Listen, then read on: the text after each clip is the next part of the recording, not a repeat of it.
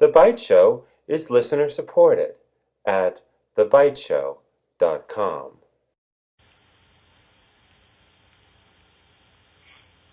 Hello, everybody. This is GeorgeAnn Hughes, and this is The Byte Show.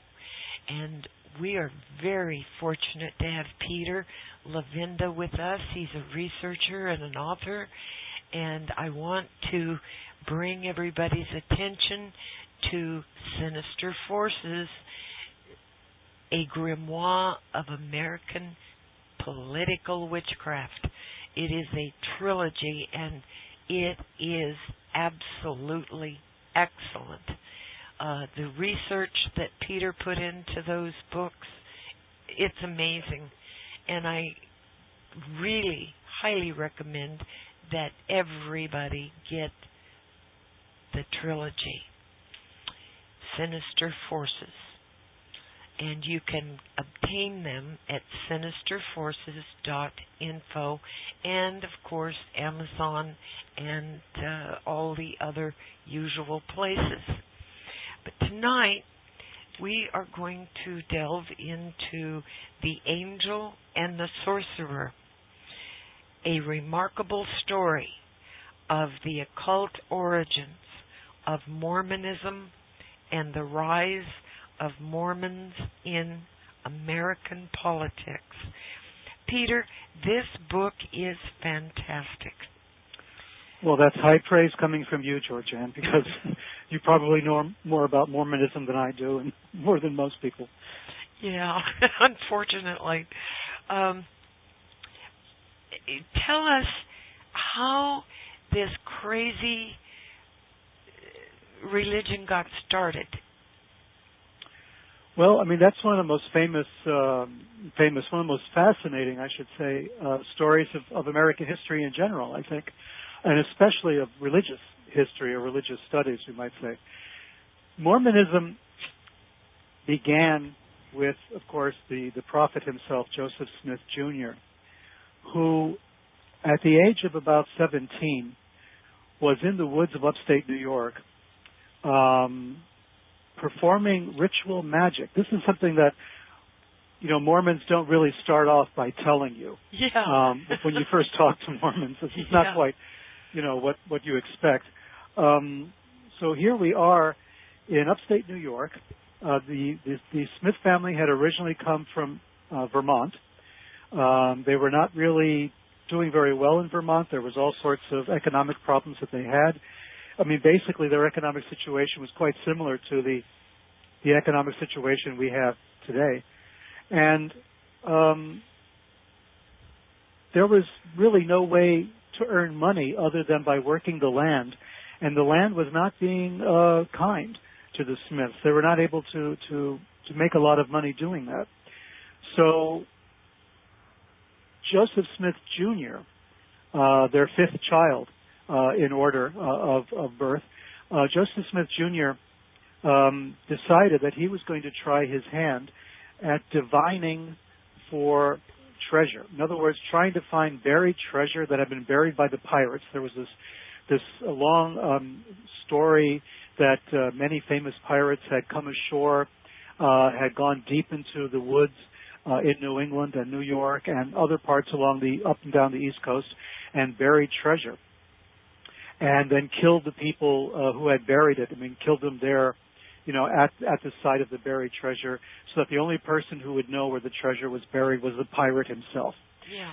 So there was this idea that you could find this buried treasure sometimes by using divining rods, which are still in use today.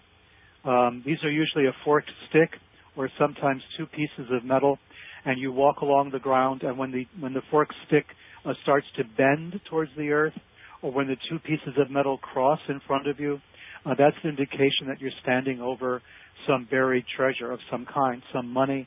If you're looking for money, it could be for water, if you're divining for water. But it's a kind of psychic technology, let's say, that was very popular, very common in 17th and 18th century America, and it still is common today. I've seen diviners when I was a child. I spent about a year or two in New Hampshire growing up, and there were diviners at work there. We had a terrible drought during the year from 1963 to 64 in New Hampshire, in southern New Hampshire, and diviners were out in force looking for sources of water underneath the earth to dig wells. The Nabateans in the Bible were also diviners. Right, that's correct. So this is an ancient technology. So the Joseph Smith family started out doing that, looking for buried treasure that way. Buried treasure or maybe gold ore or silver ore, underneath the earth, something like that, trying to find a source of income because they were desperate. They had really no other sources of income.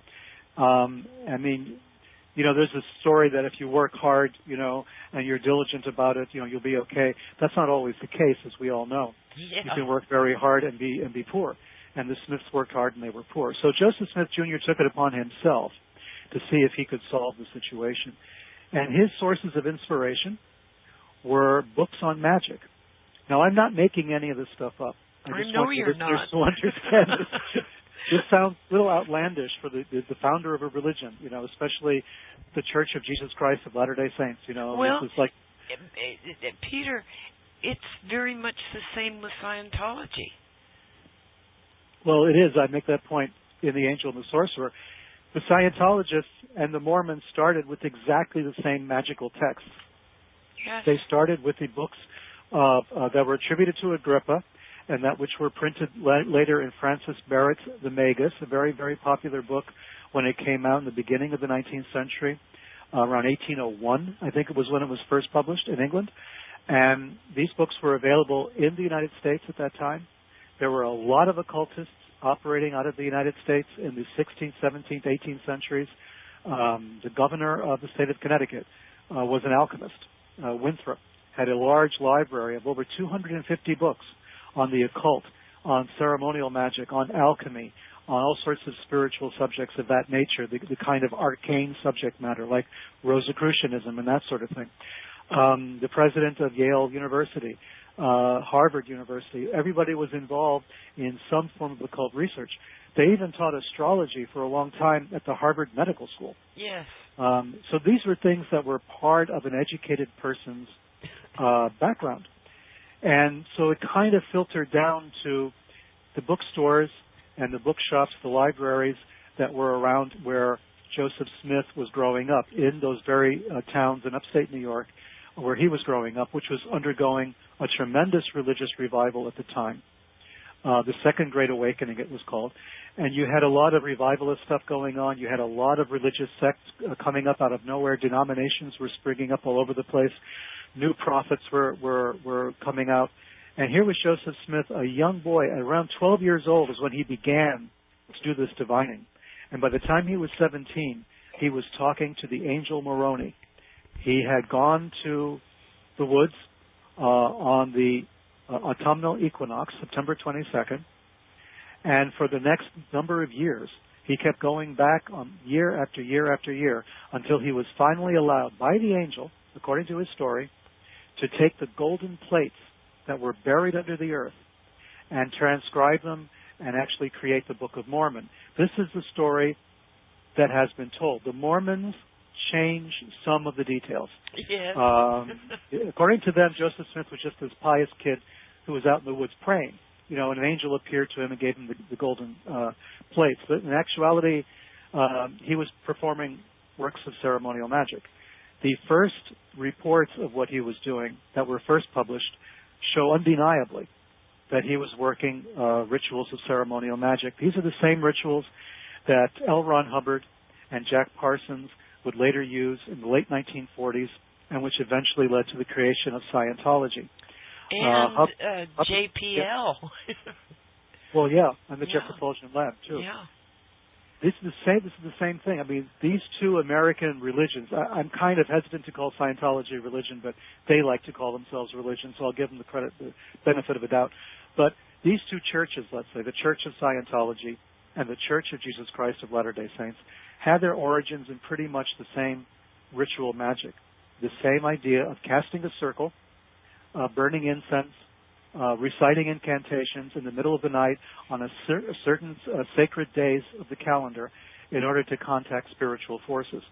And this is what Joseph Smith was doing repeatedly for a number of years, for 4 years, until he finally got a hold of these famous golden plates. Now, of course, whoever saw the golden plates? I mean, Joseph Smith claimed there were golden plates. In the beginning of the Book of Mormon, you'll find testimony by witnesses who claimed that they too saw the golden plates. Several of these witnesses later recanted their story, but that's another topic. But there were plates on which were inscribed this entire history of America before the arrival of Columbus, before its discovery by European settlers, by European pioneers and settlers. So this is a long story, and it's the history of the Jewish people, by the way. So this is the history of Jewish people who fled at the time of the destruction of the first temple, of Solomon's temple. So we're talking about, 700 years before the Common Era. They came somehow in boats across the ocean to what is now America. And this Jewish tribe set up shop here. And then what we read about in the Book of Mormon is a history of how the tribe split into two factions, fought each other. One side won, the other side lost.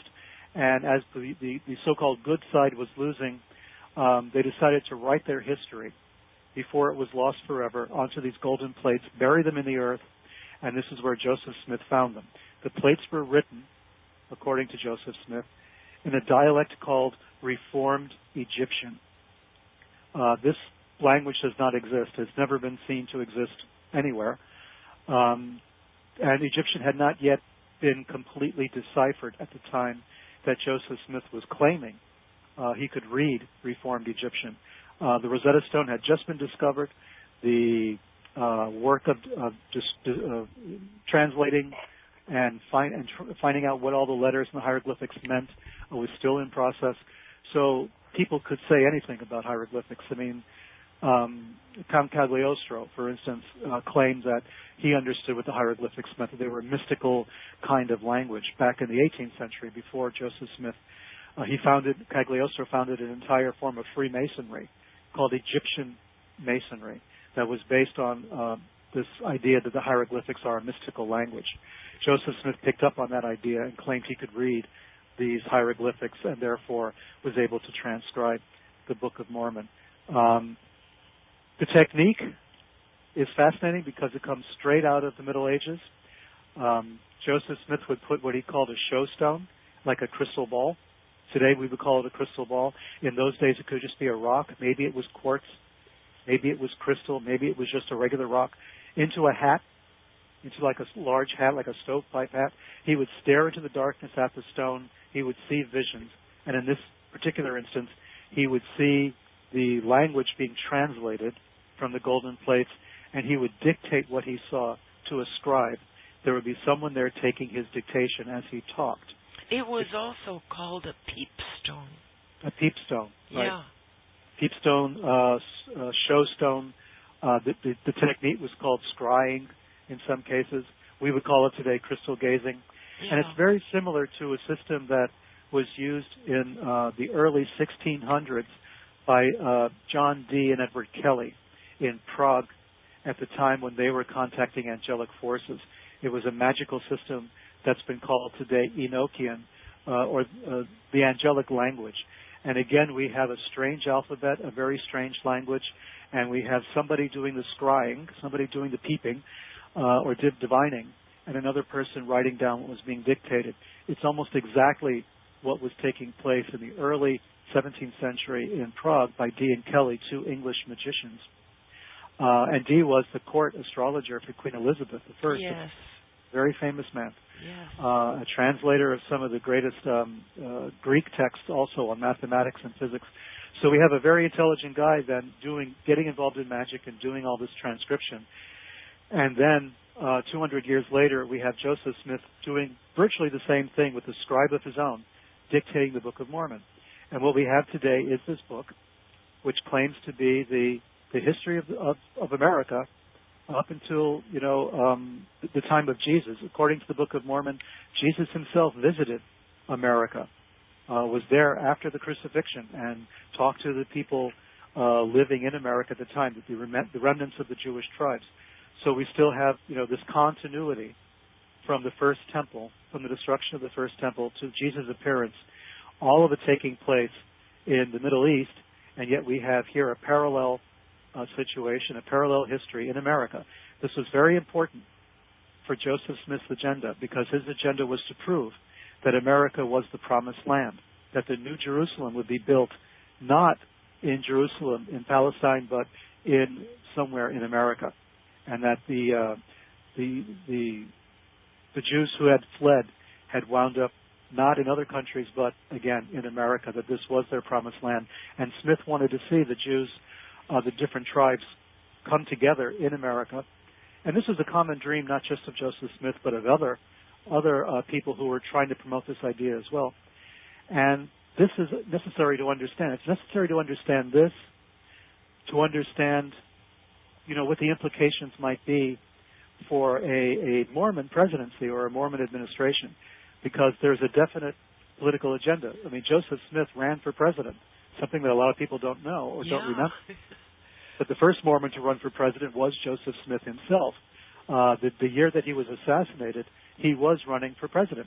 He, at that time, was the head of the largest standing army in the United States, second only to the United States Army itself in size, and the largest Masonic organization in the state of Illinois. So here was a person who was organizing at a tremendous level and who had designs on becoming the president of the United States, and actually thought he was going to win, and had already begun sending ambassadors around to foreign countries. So the political agenda and the religious agenda for Joseph Smith were the same, kind of against the idea of separation of church and state. Smith's ideas became more and more bizarre by contemporary standards. The presence of three different gods at creation, plural marriage. We know all the stories about the magic underwear and polygamy and all of that. But these are all genuine principles, religious principles, that Joseph Smith had created, that Brigham Young had tried to put into effect in a much grander way when they finally made it to Utah. And all of this was going to be the way, the belief system of the Mormons. They gave up some of this in order to belong to America as one of the American states when Utah attained statehood. But it was an accommodation. It was called the Great Accommodation. They accommodated American law and then repudiated their practice of polygamy, among other things. Well, I want to interject something yes, here, Peter.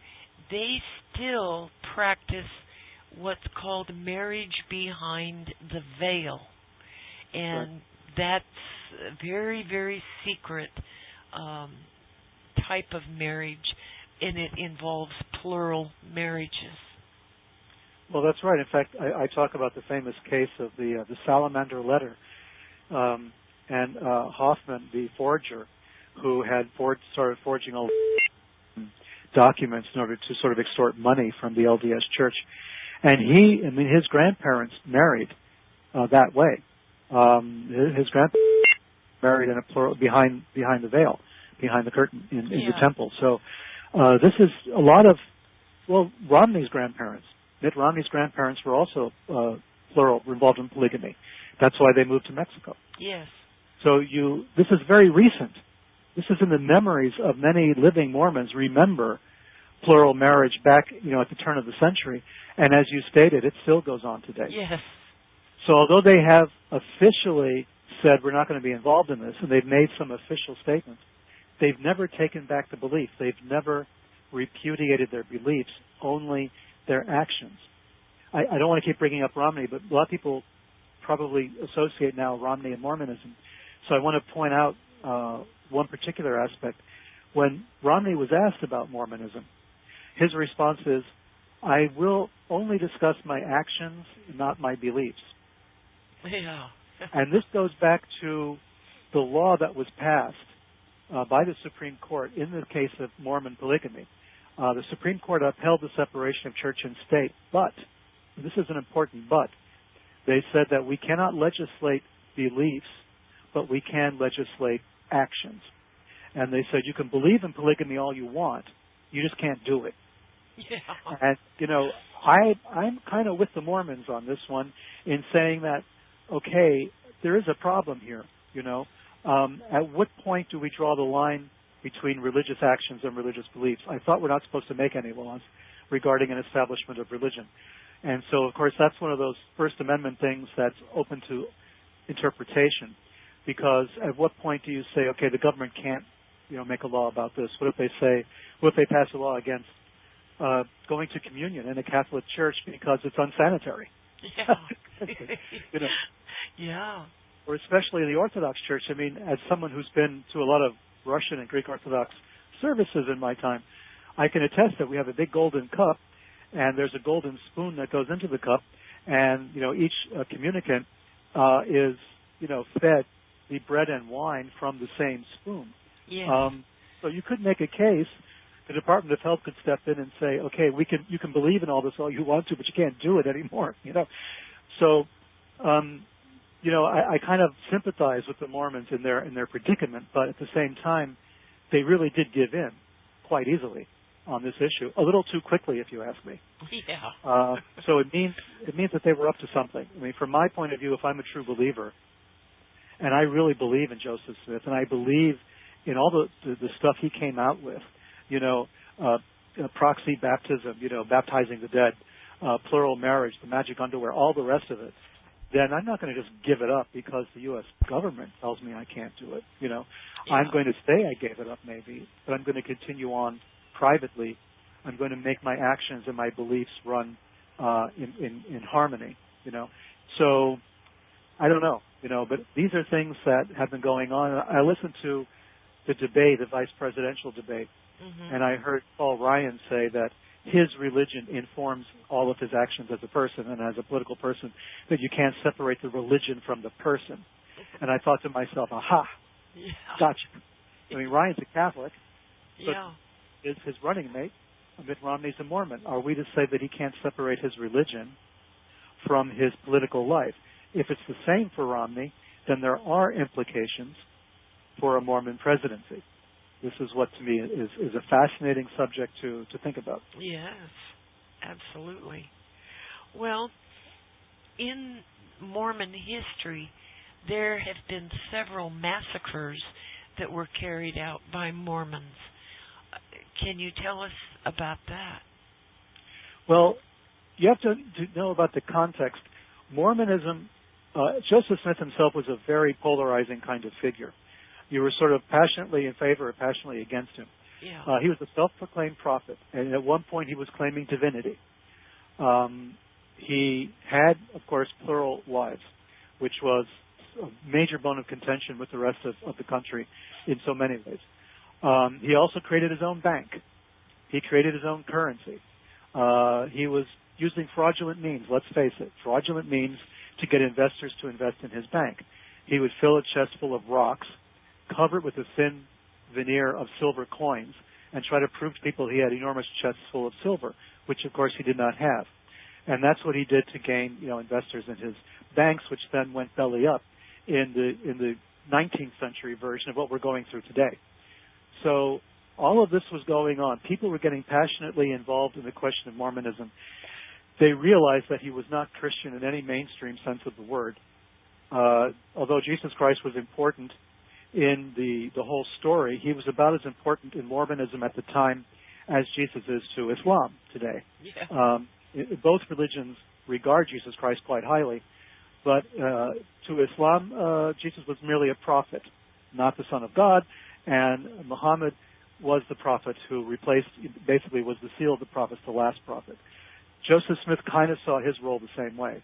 He was extending, or he was perfecting the system that Jesus had started. So you have a lot of violent tendencies starting to brew against the Mormons. They were kind of kicked out of Ohio. They went through Indiana into Illinois. They were getting too powerful in Illinois. Joseph Smith was getting very autocratic. He was running for president. He was making a lot of people very nervous. Like I say, he had the largest standing militia in the country, second only to the U.S. Army. This guy was a military and political threat as well as a religious threat. He was arrested for treason regarding actions he had undertaken in Missouri. with the groups there, with his Mormon organization there.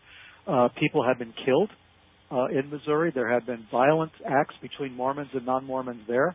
People have been assassinated. People have been murdered. Joseph Smith was finally arrested for this, and while he was in jail, the jail was attacked, was raided by anti-Mormons. A gunfight ensued, and Joseph Smith was murdered. He was assassinated the same year that he was running for president. So this then sent a shockwave through the Mormon community. There was danger of a Mormon uprising against the U.S. government. The governor of Illinois was really nervous about this and was making sure, trying to do as much as he could to calm that down, but at the same time he had to make sure his militia was ready to fight. The tension was very tight, and orders had gone out to arrest many of the other Mormon leaders. So Brigham Young, who at that point was sort of the number 2 man, the golden boy, replacing a series of golden boys in Mormon history up to that point. Brigham Young, a great organizer, decided what he was going to do was he was going to beat the federal marshals and escape before they had a chance to arrest them and possibly close them down forever. So he took his people in February, in the dead of winter, and fled from Illinois across the Mississippi River and started heading into Missouri and then to points west. This was a horrific expedition because everyone was freezing. They had very little in the way of victuals and stuff to keep them together along the way. They had to stop several times along the way. People died of exposure. They died of starvation. Finally, they make it to Utah, where they set up camp, as we all know, in Salt Lake City, and that was going to become their new headquarters. Well, Salt Lake City in those days was not part of the United States. When Brigham Young actually went there, it was part of Mexico. Now, this sounds like an outrageous thing for people to believe, but Mexican territory went up and included Utah. It included, of course, Arizona, New Mexico, large parts of California, Texas, all the way up into Utah. So Brigham Young thought he was safe there. The Mexicans weren't really sending up any troops that far. They just claimed the territory. The United States hadn't sent any troops there because they didn't have that territory. And the Mexican-American War hadn't begun yet, so Brigham Young thinks he's pretty safe there. So pioneers now are passing through Utah in covered wagons, the famous Conestoga wagons, going to California. They're on their way west. So it's go west, young man, go west. And so we have a lot of wagon trains passing through Utah, sometimes sending up wagons for supplies. They will buy supplies, food and water and things in the Salt Lake City and then move on. Well, at one point, at a place called Mountain Meadows, one whole wagon train passed through the area, and there were rumors that the people who had killed Joseph Smith, who had assassinated him at the jail in Carthage, Illinois, were in that wagon train. And that was all the excuse anyone needed. The Mormons were already a little irritated at the non-Mormons passing through using their territory. Although they were fine, as far as selling them stuff was concerned, they realized that they were considered sort of alien creatures by the rest of the American people.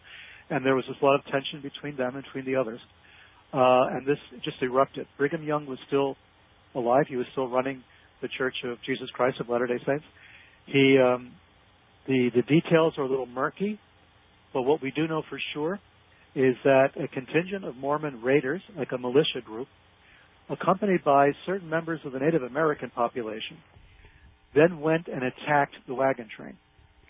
As is usual, the trains went into a circle, like we see in the movies. They tried to defend themselves, and it was working for a while. There was a kind of a standoff, and success was not happening. So what was important was the Mormons then tried to pretend that they were coming to the rescue of the wagon train. So the militia came in, like the cavalry in the movies. They show up at the wagon train saying, "Listen, we're surrounded by Indian territory. It's very dangerous. We're gonna save you. We're gonna rescue you and bring you back to Salt Lake City. Don't worry about it." What happened was they separated the men from the women and children. They took the men a little way away from the wagon train and massacred them, killed them, every single one. Yeah. Then the women and children were taken out. And with the exception of the very, very young, who would not be good witnesses, the other women and all the women and the older children were also massacred, were also killed, and their bodies left there. I mean, the bodies were left there for years.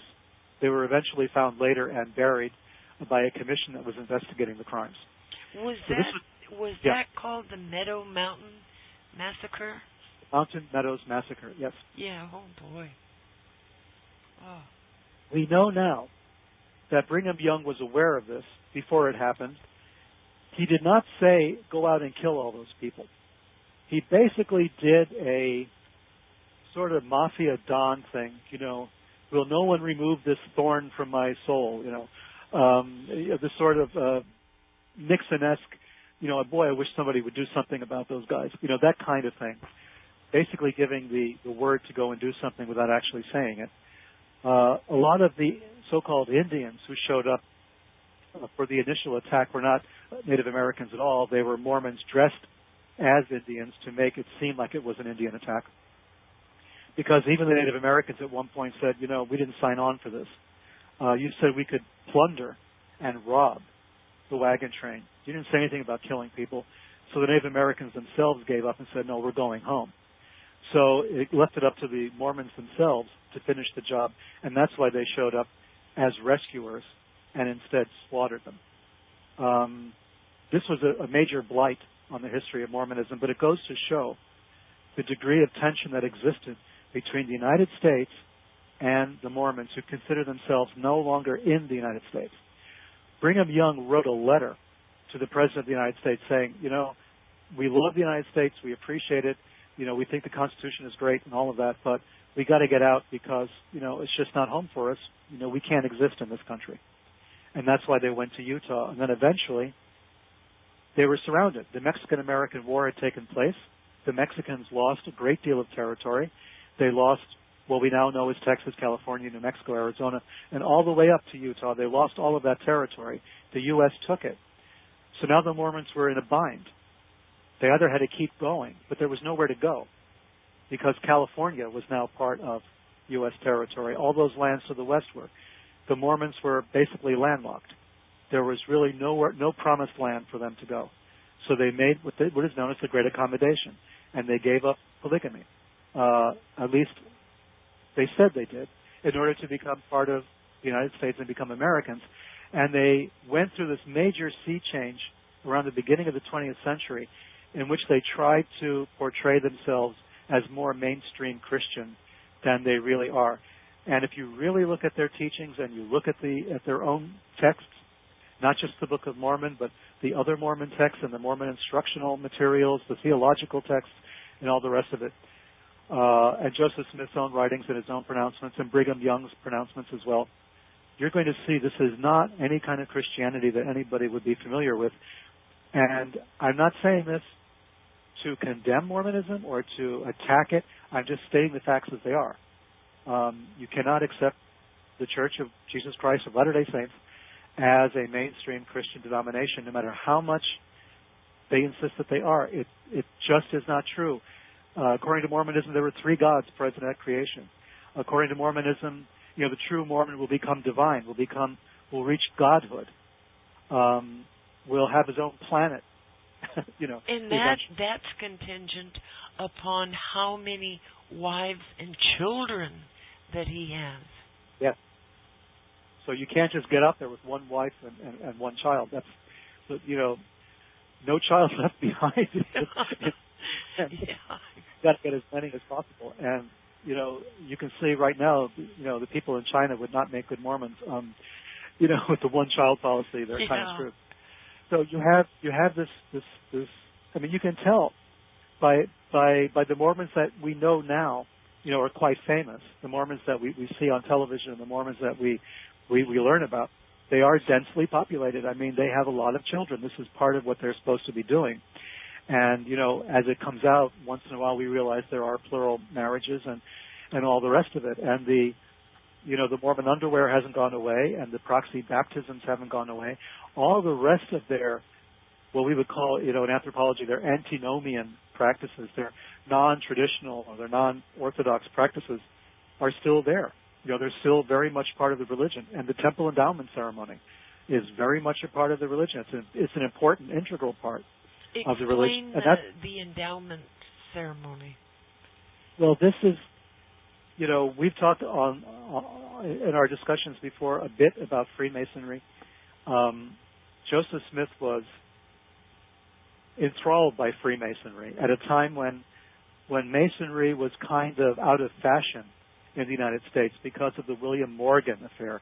William Morgan was a Freemason in upstate New York in the same area Joseph Smith was living at the time, so he was intimate with the details of this.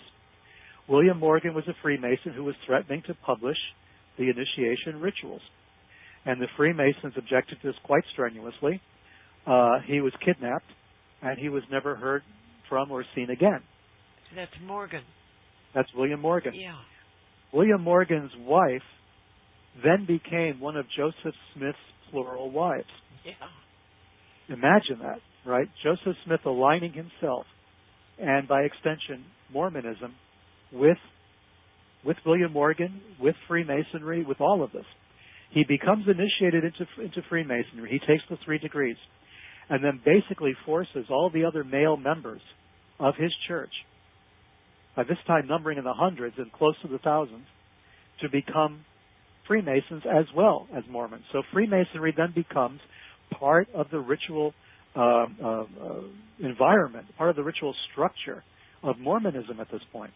In order to become a real, true Mormon, you had to be a Freemason in Joseph Smith's time. So his church was called the Temple, as it is still today in, of course, Salt Lake City and all the temples around the world. They are temples. They're not churches. They're called temples or tabernacles. And these are references to Masonic ritual. Now, the temple endowment ceremony is a special ceremony that takes place in the temple, and it's kind of a Masonic initiation ceremony. You are anointed. You are bathed and anointed and cleansed. You put on clean garments, the so-called Mormon underwear, the famous magical underwear, as they call it sometimes derogatorily. And on this underwear, you have 2 symbols. You have the compass and the squares of Mormonism, of Masonry, excuse me. So you have the Masonic symbols embroidered onto the underwear. And you're supposed to put this on and never take it off. I mean, for the rest of your life. And not even to wash it. Not even to wash it, yeah. So you're supposed to wear this forever. And at the same time, you have another obligation. One of these other obligations is you have to baptize the dead. And you have to baptize your ancestors. You have to go back to all your ancestors who had never had the opportunity to become Mormons because Mormonism started after they had died, maybe, or they had never heard of Mormonism or whatever the reason was. You have to baptize first your ancestors. You do all the genealogical research, and you baptize them. You are a proxy. You take the vows for them. That's why it's called proxy baptism. You're the proxy. You're standing in for this dead person. And whether they like it or not, they're going to be made a Mormon. And you're expected to do this in order to become a true Mormon, a full-fledged Mormon, shall we say. You're supposed to do this. You're supposed to do it all the time, not just once, but you're supposed to go back and do this regularly, on a regular basis, to keep your status alive as a Mormon. When you run out of ancestors, well, you look for other people's ancestors. It became a scandal last year when it was found out that proxy baptism was including Jews who died in the Holocaust. Yeah. And in fact, it even included Eli Wiesel, who's still alive. And it was a shock to him to realize he'd been baptized a Mormon. The Mormons thought he was dead, but of course he was still alive. A famous Jewish writer on the Holocaust.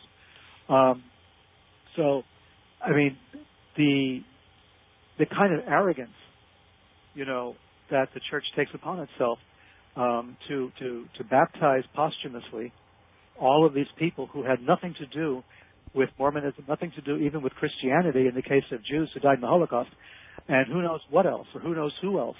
I mean, the world is their oyster. They've got billions of people to baptize, from that point of view. So this is what's happening. Plus, of course, they're baptizing Native Americans who had passed, who had died. They're bringing them into the fold because as far as Mormons are concerned, Native Americans are not really, people of Asiatic descent. Native Americans are Jews. They're the lost tribe, one of the lost tribes, and they have to be brought back into the fold. So they view Native Americans, the people we used to call American Indians, they view them as Jews, which was a very common misconception in the 19th century, the mid-19th century. A lot of books were written trying to prove that the Native Americans were the lost tribes. So this was not unique to Joseph Smith, but he literally made a religion out of it. And have been baptizing them as well. So I'm not talking about living Native Americans. I'm talking about dead Native Americans. So I imagine Geronimo has been baptized and made into, a Mormon posthumously, and on and on and on. So this is what happens. This is part of the temple endowment ceremony, is giving you this opportunity. Number one, you view a reenactment of creation, which has very little to do with the book of Genesis. And then you view a lot of other ritual scenes that you're supposed to memorize. There are passwords that you're given, and there are handshakes, as in Freemasonry, both the passwords and the handshakes. You're given a new garment, as in Freemasonry, like the apron. And then, basically, it's a Masonic ceremony. They even have, in one of the ceremonies, the man will sit there and someone will come and wash his feet. Yep. Right. Yep, you are cleansed. Yeah. You have to go through the absolution ceremony. So you're cleansed this way. All of this takes place. I mean, it has elements of both Freemasonry in it, as well as other things. I talk about in The Angel and the Sorcerer the alchemical influences on Joseph Smith, because alchemy was a big subject as well as ritual magic when Joseph Smith was growing up in upstate New York. And alchemists were believed to be able to change base materials into gold. They were believed they could change lead into gold. But alchemists were also accused of something else. They were accused of counterfeiting, of making fake gold coins and fake silver coins. So alchemy was actually against the law in some counties, because most people figured alchemists were nothing but forgers and counterfeiters. So alchemist was kind of synonymous with that. So there's a lot of alchemical influence in Joseph Smith's writings, and particularly in the practices of sacred marriage that he instituted later on. He had the first anointing and the second anointing, and he had, various orders of priesthood, again based on Masonic and, in a sense, Kabbalistic ideas, but also in alchemical ideas. He believed in a kind of mystical marriage, which is why polygamy was okay. He believed it was, a marriage of souls and a marriage of essences. And this is very close to a lot of Rosicrucian and alchemical writing that was current at the time when he was alive and when he was writing and when he was pronouncing these various doctrines. So there's a lot of alchemy in Mormonism and a lot of Kabbalah and a lot of Freemasonry, a lot of ritual magic. It's really hard if you start separating all of these things out from Mormonism. You're not left with very much left. I mean, there isn't much after that. Take away the Native Americans as, the lost tribes of Israel. Take away the ritual magic in the forest in which he meets the angel and uncovers the golden plates. Take away the transcription of the plates while he's staring into basically a crystal ball and reciting what he's found.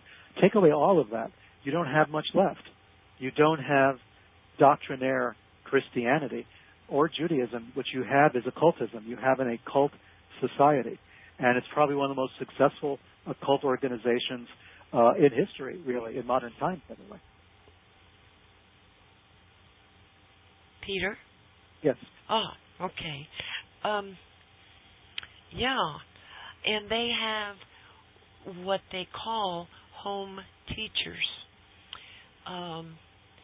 If your husband is a faithful tithing member, and say you and your husband are not getting on well, they will assign him to home teach a single woman.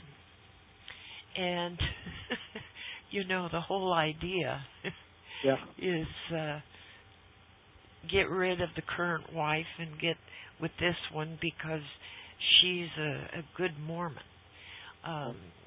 There's a lot of dirty business that goes on. Well, and you know this yourself, and you know this from personal experience. I mean, Yes. which I credit that much more than my own research. Of course, I've talked to Mormons, of course, over many years. Yeah. In different parts of the world too, and I've talked to the missionaries, who of course are very, bright-eyed and, young and, rosy-cheeked and really true believers in what they're doing. And you can't hold that against youth. You can't hold that against, the idea that the need to believe in something. These are not evil people when they start out. They're young, they're impressionable, their families are Mormon. This is what they know. This is all they know. It's like growing up Roman Catholic or growing up Jewish or Muslim. Yeah. This is what you think is good and right. So you can't attack them on that basis. But as they get older and as they're exposed to all of this, there's a decision they have to make. They have to realize at a certain point that the beliefs they're hearing about, the home teaching as an example, Yeah. or the proxy baptisms and all the rest of it, they realize that this is not what the rest of the world thinks about Mormonism. This is not what the rest of the world knows about religion in general or about Christianity. Let's put it this way. Let's talk about Christianity alone. They have to make a decision at some point in their lives, and the decision is, okay, I'm going to stick with this even though I know it's not really mainstream. Some of the ideas will be considered really bizarre by my friends who are not Mormons, and a sort of split personality thing starts to take place. You start to hide these beliefs. I mean, you're expected to hide a lot of it once you've gone through the temple endowment ceremony. The handshakes and the passwords and all of this stuff is secret. And you cannot go to the temple unless you are tithing, and it's 10% of your increase in income. And you have to do it, or you cannot go to the temple. Well, they won't give you the temple recommend, which right. is the most important paper to a Mormon. It means you can go to the temple, and the recommend comes from the bishop in your area, right, and the religious group that controls your stake. So all of this has to be done appropriately. They have to vouch for you, vouch that you're a good Mormon, that you've paid up your dues, and then you can go and perform all of these other, and of course the missionary activity and all the rest is important. So, yeah, I mean, and we get to the tithing part, you can't talk about Mormons and not talk about money. Yeah. There's just no way out. Back in the day, back in the 1980s, when Salt Lake City was considered the Ponzi scheme capital of America, one guy who remained nameless, but he was giving an interview to the newspaper, said if Joseph Smith was alive today, he'd be the leveraged buyout king of Salt Lake City. Yeah.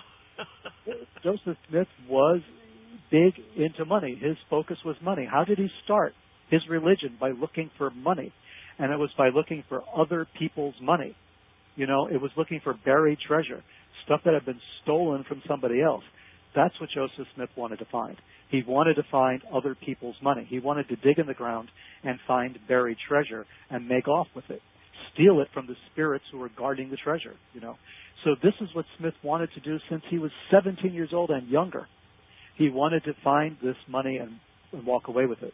And then later he starts his own banks. He starts his own funds. He starts his own investment schemes. He invests in real estate and loses a fortune. This was the beginning, of paying capital.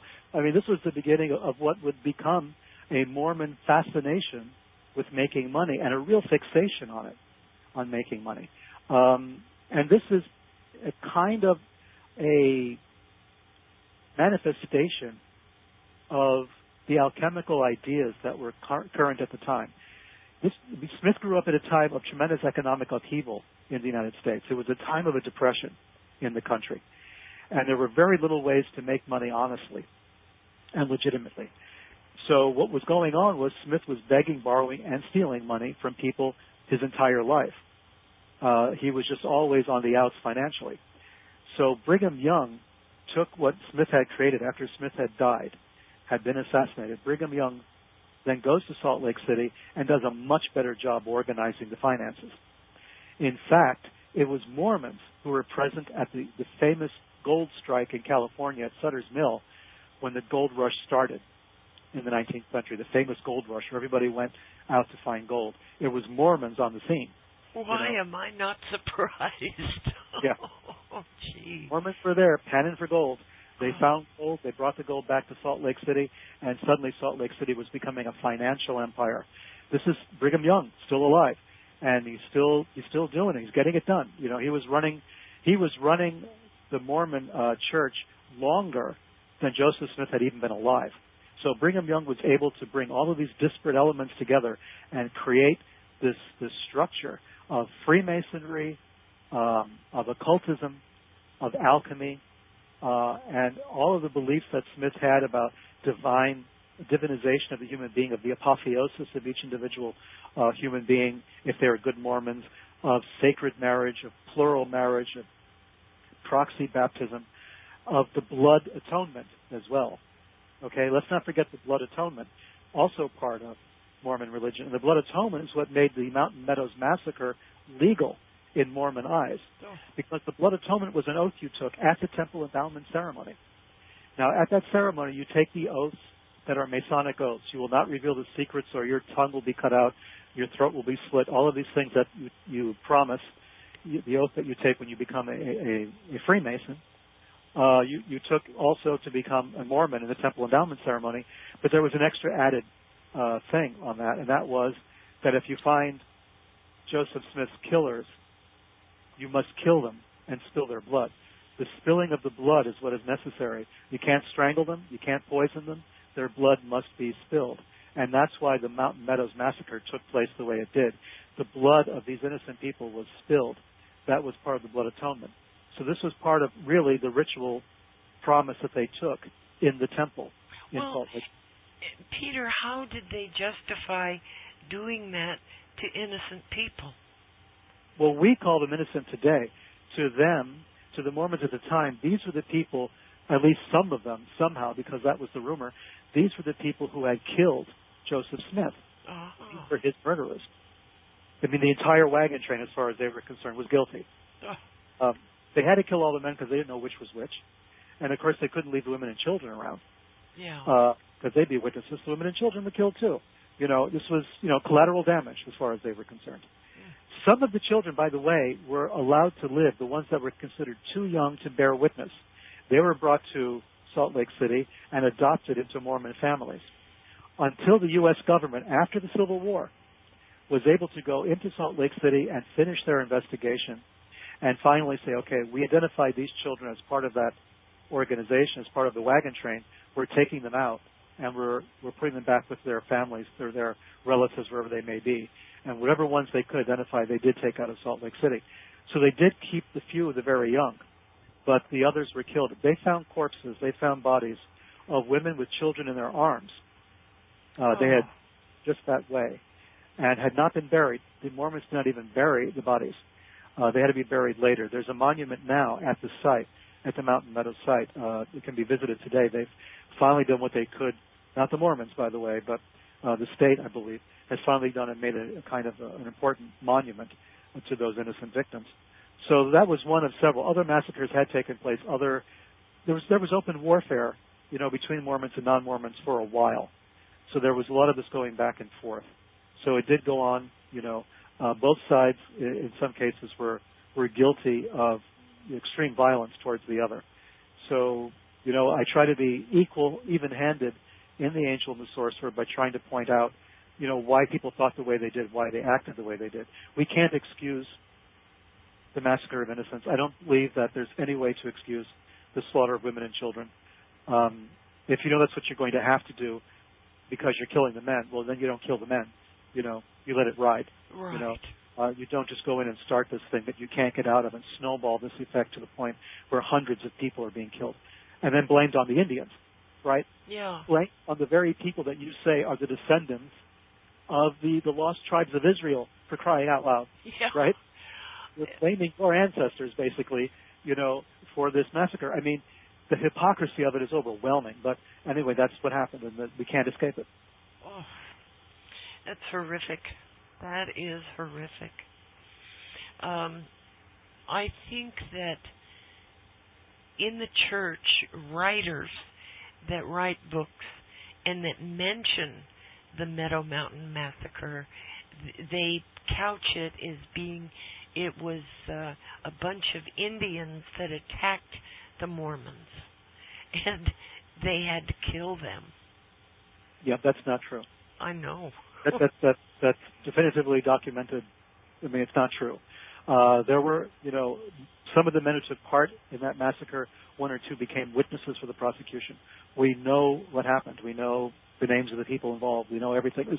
There's no doubt. I mean, those histories, of course, are Mormon histories, and they have to be rewritten because the documents say something else entirely. But the Mormons are not really intimidated by the facts, to put it kindly. I mean, the latest edition that I've seen of the Book of Mormon, in the introduction, still claims that the Native Americans are descendants of the lost tribes. Today, even though it's been proven definitively through DNA and other evidence that it's not possible for the Native Americans to have been Jews, right. Still the Mormons are still, adhering to that because that's what their doctrine says. This is an example of how religion, becomes an obstacle to the pursuit of truth. Religions have to bend, a little bit with the truth. They've got to come out and say, maybe they can explain it by saying, well, they're spiritual sons of the lost tribes or something, but to claim that they are genetically, racially identical to Jews or that there's Jewish blood in the Native Americans. It's impossible. And that's a good thing. Oh my gosh. Explain the different types of marriage that the Mormons engage in. We know about the plural marriage, but in the temple, the sealed marriage. Well, that's where it gets very alchemical. That's when it gets into mysticism, of a very deep order, because when you get to that point, you're really in Hermetica. You're really in Esoterica. You're in the realm of what was European occultism in the 17th and 18th centuries. You're talking about what I call the chemical wedding. There was a document that came out in the early 1600s, which was the Fama Fraternitatis, which was a pamphlet that announced the existence of the Rosicrucian Society. And it talks about Christian Rosenkreutz, which is obviously a code name for a pilgrim who went to the East, to the Middle East, and learned some occult secrets, some mystical secrets, brought it back with him to Europe, lived for 120 years, etc. A lot of mysticism, but the idea that there was a secret society in Europe looking out for the welfare of Europe was a very strong and potent story at the time. This was followed by another document on Rosicrucians, and finally by a third document called The Chemical Wedding of Christian Rosenkreutz. And this is a very allegorical fable about a pilgrim who on Good Friday is summoned by an angel to go and attend a wedding. And this wedding is a very arcane affair, which involves less of a wedding and more of another massacre. A lot of people are killed in the course of this ceremony, but then they're risen from the dead again. And it's a very fascinating story. It's taken all sorts of scholars over the years, hundreds of books to try to interpret and understand it. But the essence of it is that there is a wedding that takes place on a deep esoteric level. That the wedding that we experience, the marriages that we as humans experience in the regular world, wherever our religions happen to be around the world, is a kind of metaphor for a deeper union that takes place on a subtle plane, on a spiritual plane. So there's a union of male and female powers or potencies or essences or something, a kind of a healing of a split soul, let's say. And this wedding, this esoteric wedding, if it can be experienced, then last forever. That wedding will last after death. It's important to realize that the Mormons believe that that no one really goes to hell. There's different levels of an afterlife. You have to be a really good Mormon to attain the ultimate level, the Joseph Smith level of the afterlife. But if you do, you and your spouse will live in this glorious paradise forever. Hell per se only exists for those who hear the word of Joseph Smith, who heed the Book of Mormon, who are aware of the Book of Mormon, but who make a conscious decision not to be Mormons, who make a conscious decision to be evil, essentially. And those people, which is like a very small percentage of the human race, according to Mormon doctrine, wind up in this kind of hell. And even then, that kind of hell isn't that bad. But, there's afterlives after that, different levels of an afterlife. It's very Swedenborgian. And you go through different heavens. And, most people will wind up in the first heaven. Some people will wind up in the second. And the highest of the high wind up in the third. And in this third heaven, you become gods. You're no longer human beings. You are gods. You are gods. Your spouse is a god. And you live as gods in your own particular individual heaven. And you don't procreate in this heaven because the number of spirits seems to be finite, according to Mormonism. They're going to be born into this world for the opportunity to become good Mormons and then attain that highest heaven. So we're just passing these spirits through to get to this ultimate place. And when all the spirits have gone through, then the world essentially comes to an end as we know it. That's one of the interpretations of the doctrines that I've seen. So this sacred marriage takes place in the temple. Joseph Smith did it with his first wife. And there's some controversy over the reasons why he did this. As I point out in the book, it seems as if he had been sort of caught with his pants down with the maid, and claimed that having sex with the maid was not adultery because he had married her in a plural marriage. And if you marry someone in a plural marriage, you can have sexual intercourse with them, and it's not adultery because, well, you're married. His first wife didn't really go with that particularly. One wonders why. And in order to appease her, he created this second anointing, this second marriage ceremony in the temple, where they were married, just him and her, were married for eternity. He put the seal on it and said, this marriage can never, ever, ever be broken. Not in this life, not in any life. It's done. We are married. We are the ultimate king and queen, God and goddess. We have eternal life as a married couple. That seems to have been the motivation for that particular ceremony. We know that Smith had more than 20 plural wives. Some estimates go as high as 40s. I've heard 60s. I've heard 90s. Whether he had sexual intercourse with all of them is, again, one of these controversial things that we don't really know for sure. For instance, we don't know what his relationship was physically with William Morgan's wife. We don't know about that Freemason who was killed by the other Masons, or supposedly killed. We don't know all the details. Of course, we weren't there. We weren't in the room. We don't know. But evidently, his wife was pretty much sure that he was committing physical dalliances with some of these other wives, at least.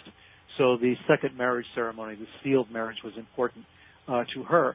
I don't know if she bought it entirely because after his death, she actually did not go with Brigham Young to Salt Lake City. Smart lady. Oh, yeah. He stayed behind. In fact, she put her lot in with the Reformed Church of Jesus Christ of Latter-day Saints, which was headquartered at the original temple in Ohio, in Kirtland, Ohio. So she allied herself with that. And one of Joseph Smith's sons stayed in that church as well. So you had this major schism between the two major Mormon groups. Now, I have to point something out about the sealed marriage as well in the case of Joseph Smith and his first wife. His first wife was the woman he had taken with him to find the golden plates when he finally uncovered those golden plates. There's a story about that. He had taken his brother, he was told to take his brother to the site He was told by the angel, you have to come with your brother the next time. But his brother tragically died before before September 22nd that year, when Joseph Smith was supposed to go back and look for the plates. So he had no one to take with him. And finally he found this woman. He went to look for money to divine for buried treasure at a farmer's house some distance away in another state. And he went there to look for the money. The farmer had a daughter, so this is the farmer's daughter, basically.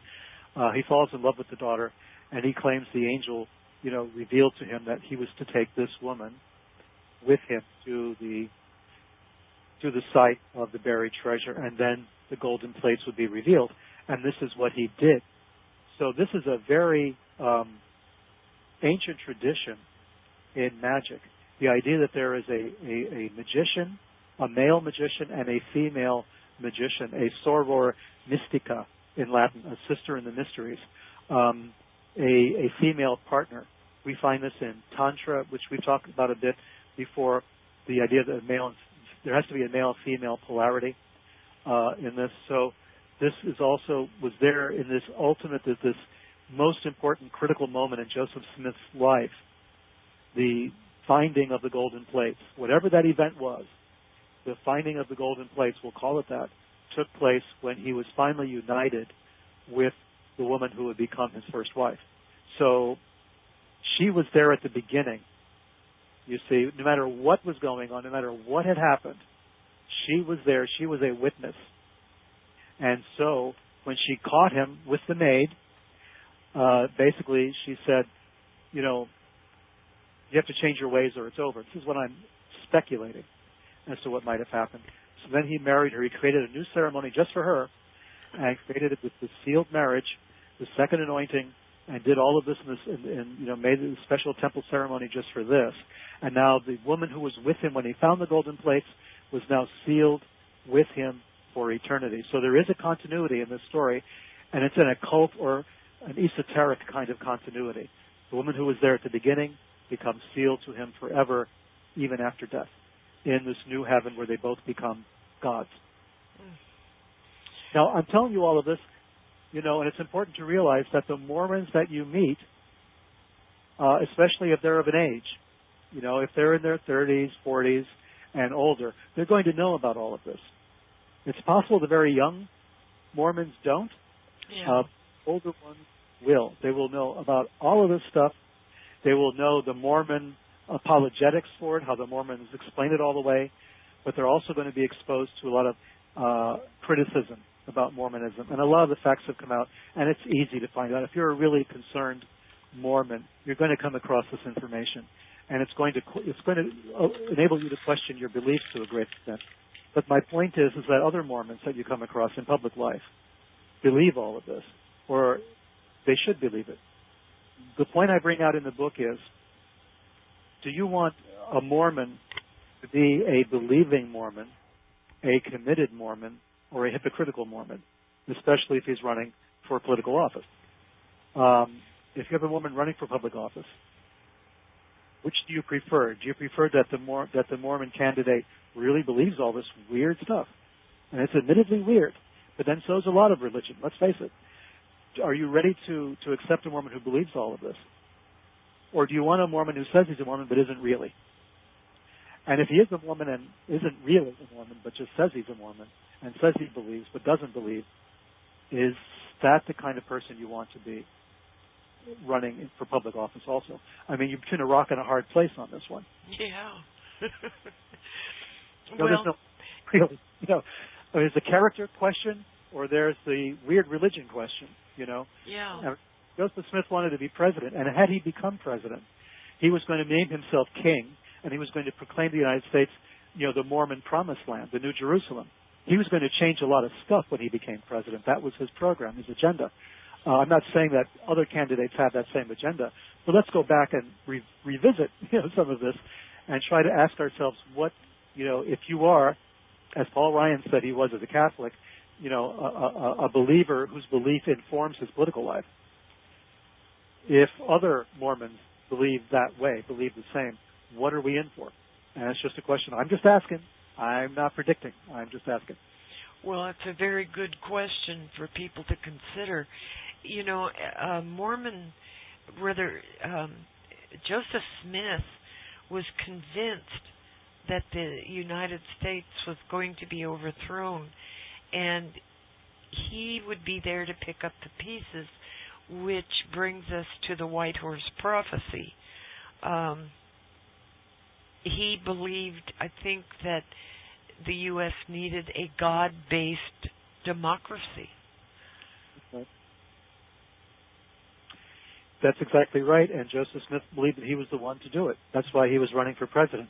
He wanted to be elected democratically, but once he was elected, he was going to put into motion, or he believed he could put into motion, all sorts of things that would basically overturn the way the country was set up. He would keep democracy, but his actions in Illinois leading up to his capture and assassination showed that he didn't care for the Constitution. In the first place, a newspaper that was criticizing Mormonism was shut down on Joseph Smith's orders. So there goes the First Amendment, right? Yeah. You know, he wanted to disarm people who were not Mormons. So there goes the Second Amendment right away. Yeah. He wanted to take over and make the United States a theocracy, a theocratic democracy, as he called it. So there goes the First Amendment again. I mean, the separation of church and state goes out the window. Freedom of the press goes out the window. Free speech goes out the window. You know, and only Mormons would be allowed to have guns under Joseph Smith's ruling. So, I mean, we're talking about some very drastic steps that he wanted to take. And this is the famous prophecy. He was prophesying that the United States would be destroyed. And he would be there to pick up the pieces. But this is what we've heard from so many demagogues in the past. And we hear it again today, too. Of people saying the United States will be destroyed, it's inevitable, it's going to be cut down, and, you know, we're going to come in and pick up the pieces. Charles Manson said it, you know. Yeah. Charles Manson was trying to start the race war, and when it was over, he was going to come in and pick up the pieces. Everybody has this dream of picking up the pieces, but nobody has the dream of making the damn thing work. You know, that dream nobody has, it seems. Yeah. Demagogues want to wait for the destruction, and then, you know, because what did Jesus say, you know, it's easier to tear down the temple than build it up, right? Yeah. So this is basically, you know, a kind of Chiliastic, apocalyptic kind of vision. It's this dispensationalism, you know, of Darby and all those, you know, all the people back in the 19th century who were saying that we go through these different phases and that, you know, we have to go through this millennialist phase where everything gets destroyed and a new clean world is created out of the ashes of the old one. This seems to be a kind of Western focus for so long. You know, I find it present in some Asian religions too. Yeah. Some, not all, but it's there. It's there in the Kala Chakra initiation, the Kala Chakra Tantra. There's talk of, you know, of the hordes coming out of Shambhala to destroy the non-believers. I mean, you know, it's there. It seems to be primarily Western, but possibly just in general a human kind of sick desire to see the whole thing just stop, just end, because it's just easier to destroy it than it is to try to fix it. And I think Joseph Smith saw it that way too. He saw how difficult it would be to convert, you know, the whole United States at that time to Mormonism. It just wasn't going to happen. There was too much bad blood. But if he had been elected president, he could have done a lot more. He could have kind of forced it down everyone's throat. Yeah. Now, I'm not saying any person running political office today has that same dream. Not to that extent, but there has to be a bit of nostalgia for that time and a bit of, well, you know, let's see what I can do, you know, to push this along a little bit, you know. I'm not going to do it during my administration as a congressman, as a senator, or as a president, but I might be able to get it done, you know, little by little, make some inroads into this because I'm a committed believer. I believe Joseph Smith was right. And, you know, what's more important to me is that I become a god after I'm dead, you know, that the United States is preserved, right? I mean, what's more important, right? You know, so, I mean, think of it. I mean, I'm trying to put myself in their shoes. I'm trying to imagine these thought processes, and I'm just speculating, so I'm not trying to scare anybody out there. But these are questions that I think should be asked. I think they should have been asked long ago. I think they should have been asked not only of Mormons, they should have been asked of Skull and Bones members. Yeah. You betcha. We had George W. Bush running against John Kerry, and they were both Bones men, Democrat and Republican, and neither of them would talk about it. That bothered me, and I was, I liked Kerry, but I felt, why can't we discuss this? You're running for the highest office in the land. Is it more important to you to keep this weird college oath to a frat, to a fraternity? Yeah. If so, there must be a really big reason behind it. Yeah. There must be very important behind it. So it's a secret society, and we've had so many political leaders and people in the military and in the intelligence community who are members of Skull and Bones who will never talk about it. And now we have Mormons, which are basically, let's face it, another secret society at a certain level of participation, especially where the temple endowment ceremony is concerned. We still have another secret society of people who will not talk about it. So where's the democracy here exactly? Good question. Where is, what can we trust in these people? Could we trust a bonesman? Really? And can we trust people who belong to other secret societies who refuse to talk about these secret societies? Are they so much part of the American fabric that we've come to accept it? That if you're a Freemason, you're not going to discuss your Masonic oath. Gerald Ford was a Freemason. Harry Truman was a Freemason, And of course, George Washington and so many other presidents were Freemasons. They didn't talk about their Freemasonry. They were not open about their oaths, about their handshakes and their passwords. And why should they be? Since so many Americans were Freemasons anyway, right? Kind of an open secret. But now we have Freemasonry having set that example and having set that precedent. We now have Skull and Bones. We have the Mormons of the Temple Endowment class of those who are very much committed and involved in that, who have taken oaths not to reveal what happens. And they won't talk about it. They won't talk about Mormonism. They won't talk about their beliefs, only their actions. I love that, So remember, when you talk about your actions, you're talking about actions you've already committed, right? The actions you're going to commit, you can't talk about yet. And what motivates those actions but your beliefs? So talking about the beliefs to me is central. It's critical. It shows us what direction you're going because it shows the way you're thinking. But these beliefs will not be discussed, and that to me is unacceptable. It's dangerous. It's dangerous and unacceptable, absolutely. When John Kennedy was running for president, he was being vilified because he was Roman Catholic and take his orders. There was no intimation that there was a secret society he belonged to. Right. You want to talk Catholicism, you go to a Catholic church. I mean, it's right there in the open. In fact, they'll shove it down your throat if you let them. There's no basis once you've gotten involved. So I mean, that's not the issue, right? So, but these other things become secrets. Kennedy didn't walk around saying he was a member of a secret society. As a Catholic at that time, he could not join the Freemasons if he wanted to, right? Because the church prohibited you from becoming a Freemason. Right. I mean, it's changed since then, but I mean, the law is you can't be a Catholic and a Mason. So now we have, Freemasons, we have Skull and Bonesmen, and we have Mormons. We have secret societies replete in this country, and nobody will talk about it. Nobody will talk about what they believe. The Masons, at least, there's a lot of books on Freemasonry. You can basically look up the rituals, the first 3 degrees. In fact, all 33 in Scottish Rite are published in many places. You can find out what goes on. You won't get the passwords, and you won't get the hand grips. So, right, you'll get pretty much everything else, except the experience of becoming a Freemason. But as far as the Temple Endowment, that's secret. It's still secret to this day. Skull and Bones, absolutely secret. So we're still surrounded with secrecy, and these people want to run the country, and they are running the country. So, as Americans, I think we deserve better than that, quite frankly. Yeah. We have enough secrets. We have our intelligence agencies. The intelligence community now has grown astronomically since 9/11. We've got so many hundreds of thousands of people involved in the intelligence community.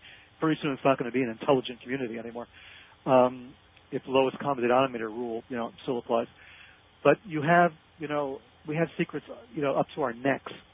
It's too much already. Anyway, that's my personal opinion today. Well, it certainly coincides with mine. You wrote something in your book that I really agree with, Peter, and it is Mormonism is no different from any other religion. It is as far-fetched, illogical, unreasonable, and unscientific as any mainstream religion. And that's true. That is a fact. It is a fact. Which is why I don't want to single Mormonism out for its beliefs. I find their beliefs fascinating. As someone who has been writing and studying about the esoteric field, Hermetica, occultism for decades, Mormonism has always been of interest to me for that reason. Not as a religion, but as basically an occult society. Yes. It's fascinating to me for that reason. But let's face it, if we're going to attack Mormonism for their beliefs, we've got to start with, Adam and Eve in the garden, right? I mean, we have to start with, Western religion in general, and go on to all the others. I mean, where do you draw the line? So you can't really single out Mormonism, for that reason. I know that there's a lot of progressive liberal pundits who, will make fun of the magic underwear and the plural marriage, the proxy baptism. All those things are, I admit, pretty absurd. But then you've got to keep going, right? Transmuting, bread and wine into the body and blood of Jesus. Okay, where do you define on this? At what point is it cannibalism or not? I mean, what are we, what are we enshrining in this practice? On and on and on. I mean, circumcision. Yeah. I mean, circumcision is central to Judaism and to Islam, right? Somehow it fell out of the Christianity, But there it is. I mean, and the reason given for it in the Old Testament is just pretty bizarre. There's all sorts of things, prohibitions against eating certain foods, or the Mormons don't drink coffee or any caffeinated beverages, for instance, certainly no alcohol. So you can't really, you could have a beer with George W. Bush, but you can't have a beer with Mitt Romney, or you can have the beer, but he'll have, I guess, water or milk. So, I mean, it's, where do you draw the line in all this stuff? Where do you say that one religion is more bizarre than another? I don't know. You have to sit back and ask yourself what objections you have to religion, or what attracts you to religion. I'm attracted to the idea of perfecting oneself, of learning the mysteries behind reality, what we think of as reality, studying philosophy, which questions our assumptions about what is real and what is not real, what is an object and what is a subject. All of these things can be questioned. What is form? What is substance? All of this to me is interesting because these are critical things in the way we think, especially the question of death. Life after death. What is?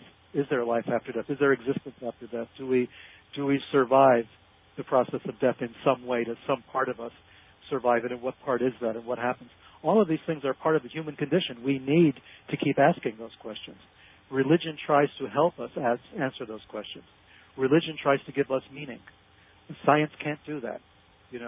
It's just not comforting, as you're dying to think of the first law of thermodynamics. It's just not. It is not going to come. And look at Isaac Newton, right? I mean, one of our most famous scientists was an alchemist and a Kabbalist. He realized there was something missing. I mean, science and religion and mysticism to him were all part of one continuous one continuous human knowledge, aspect of human knowledge, or it was human knowledge. You couldn't separate them together. We've only separated religion from science in the last few hundred years. Yes. In many cultures, religion is not a separate idea. Your race, your ethnicity, your culture, your language, and your religion, it's all part of a continuum. There is no division. You don't ask people in certain cultures, what is your religion? They don't know what that means. Yeah. So the idea of conversion is relatively new. Converting from one religion to another. I mean, it's like changing your stripes. It's like changing your blood or your skin or something.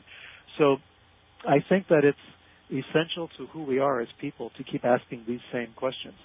And the meaning of what we experience, the meaning of life is important. I don't believe we can be pure atheists in the sense where we say, well, life has no meaning. don't look for meaning. You'll just waste your time. I think it's unsatisfactory. I think that's a luxury for the wealthy.